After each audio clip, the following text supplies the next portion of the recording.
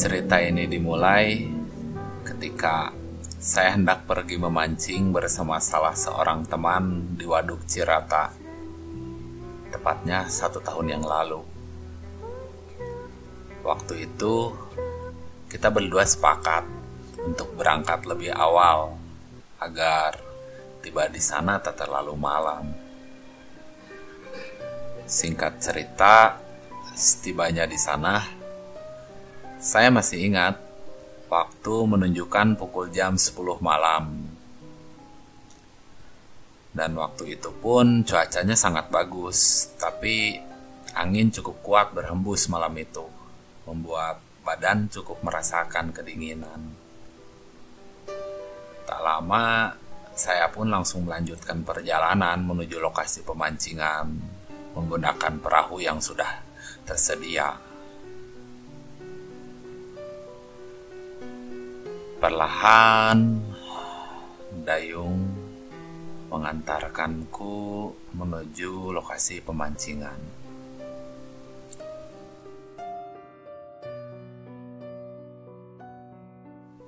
Sampainya di lokasi, tak begitu ramai, hanya ada beberapa kelompok pemancing pada saat itu. Karena tak ingin mengganggu pemancing yang lain, saya pun hendak mencari posisi yang cukup nyaman untuk memancing. "Ayo, kita cari posisi saja," kataku kepada teman. Sambil berjalan menelusuri lokasi pemancingan, yang kulihat hanyalah pohon-pohon gelap, tinggi, rimbun, serta angin yang cukup kencang. "Sudahlah, di sini saja," kataku. Lagian ini sangat sepi, cukup jauh dengan para pemancing yang lain. Tak begitu laku umpanku dimakan ikan, sehingga rasa suntuk pun mulai menghampiri.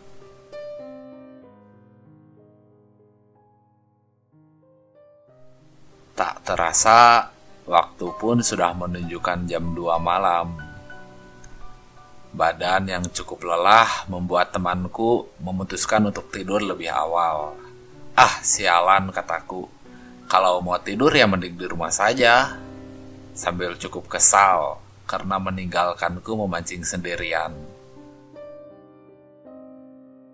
Malam semakin larut, angin berhembus cukup kencang saat itu, membuat suasana itu semakin mencekam.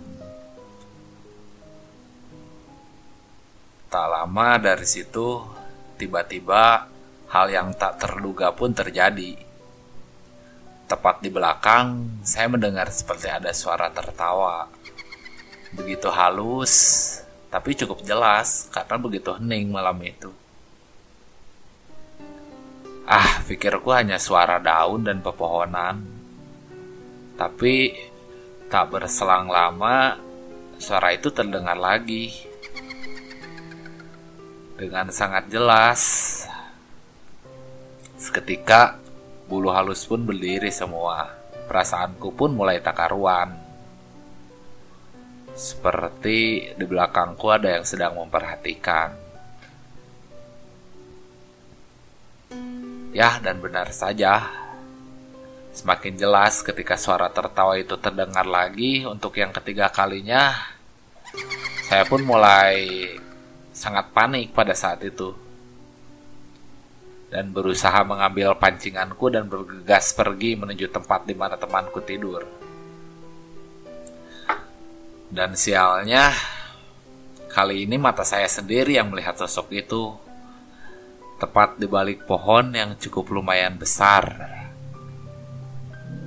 Di dekat posisi temanku tertidur.